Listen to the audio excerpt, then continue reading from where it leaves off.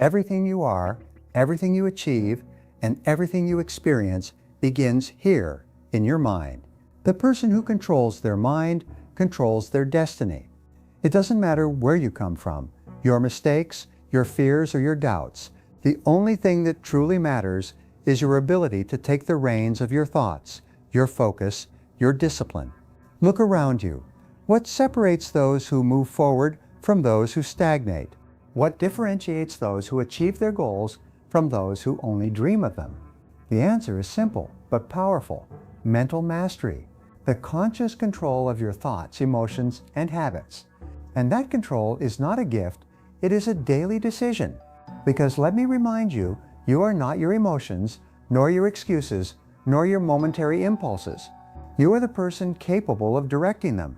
And if you are here today, it's because there is a part of you that already knows this. A part that is ready to awaken, to take control, to stop being a victim of distraction, laziness, or self-sabotage, and to begin forging, step by step, an indestructible mind. Because if you manage to control your mind, discipline becomes inevitable. So listen carefully. You will leave here with tools, with clarity, with purpose. This is the moment. This is the moment. It is the day. This is the hour when you stop being led and start leading. Discipline is not a talent, not a trait you are born with. It is a muscle. And like any muscle, it strengthens with use. Many people believe that discipline is something only special people have, that there are naturally motivated, naturally consistent, naturally organized individuals. But the truth is, no one is born disciplined. No one. Discipline is a decision that is repeated over and over until it becomes part of you. The difference between people who achieve what they set out to do and those who are always starting from scratch is not talent, nor time, nor luck.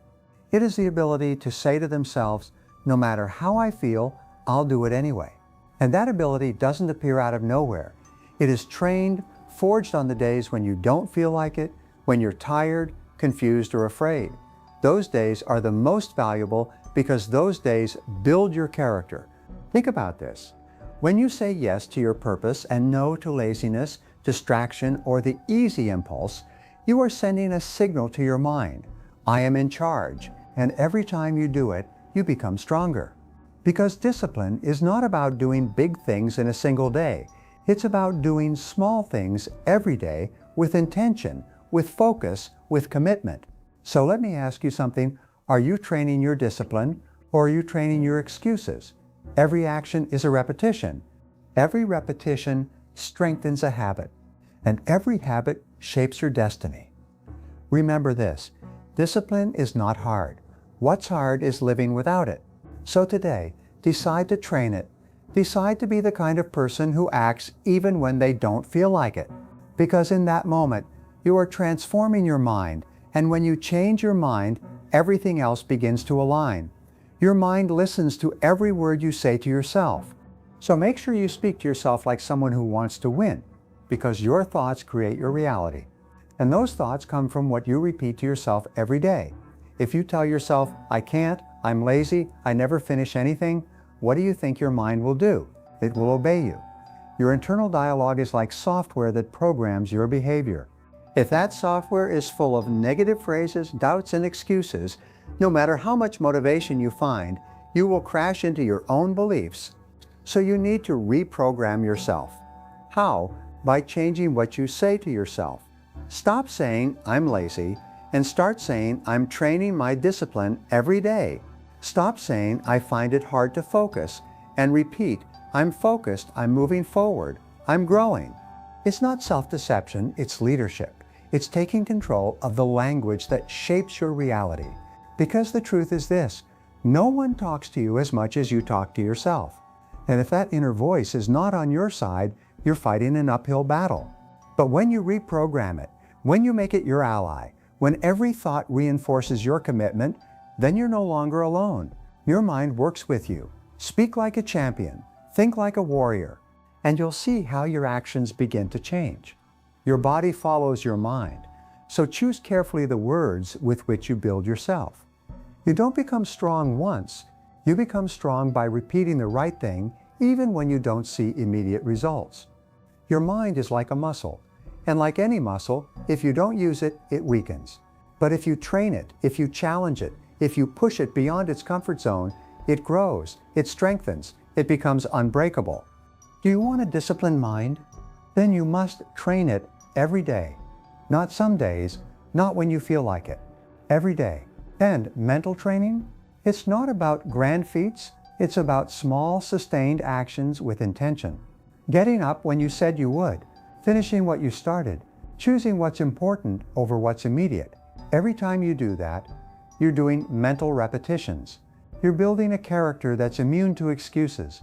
Many people seek motivation, but motivation is like a match. It lights up quickly and burns out just as fast. What you need is discipline, and that is built with practice, with focus, with repetitions. You don't go to the gym once and expect to be fit, nor can you strengthen your mind with a single day of focus. You master your mind when you do the right thing, even when no one sees you, when you choose to move forward without applause, when you keep your word to yourself day after day. Do you want to control your mind? Start by showing it who's in charge. Do it when you don't feel like it. Do it tired. Do it uncomfortable, and you'll see how it becomes your most powerful ally. The most dangerous enemy is not outside, it's inside you, disguised as comfort. How many times have you been on the verge of achieving something great and suddenly quit? How many times did you know what you had to do but chose the opposite? That has a name, self-sabotage. And the worst part is that it disguises itself as logic. I'm tired, today wasn't the best day, just this once won't matter. But it does matter, because every time you choose comfort over what's right, you're reinforcing a cycle, a mental pattern that keeps you in the same place. And that cycle has to be broken from within. How do you do it? Detect the disguised excuse. What are you telling yourself before giving up? Do the exact opposite. Instead of hitting snooze, get up. Instead of not starting, start. Instead of seeking perfection, seek progress. Reward yourself for following through, not for avoiding. Replace the dopamine of escape with the dopamine of achievement. Remember this, you're not lazy, you're just trained to give up early. But just as you train that behavior, you can train the opposite.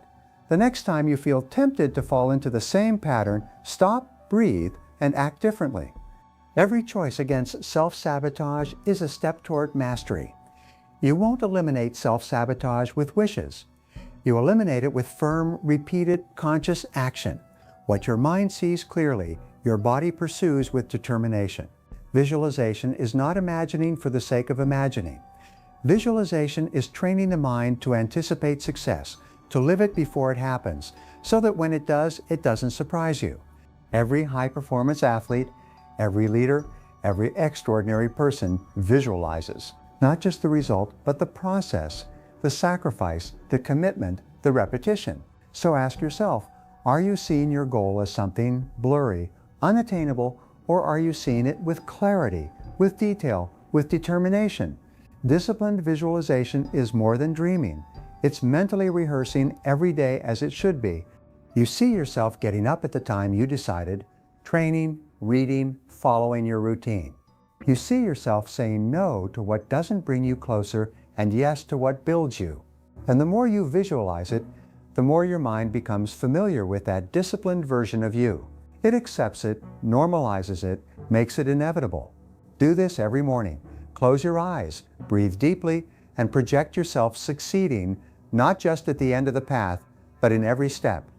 Do it with strength, with emotion, with commitment. Because when your mind has already seen it, your body begins to move toward it without resistance. Visualization is the mental map that guides your actions. And a mind without a map gets lost easily. But a mind with clear vision is unstoppable. If you depend on motivation, you'll be a slave to your mood. But if you depend on habit, you'll be the master of your destiny. Motivation is like a ray of sunshine, bright, powerful, but fleeting. True discipline doesn't rely on feeling inspired. It relies on having systems, solid habits, acting without asking permission from emotions. And here's the key.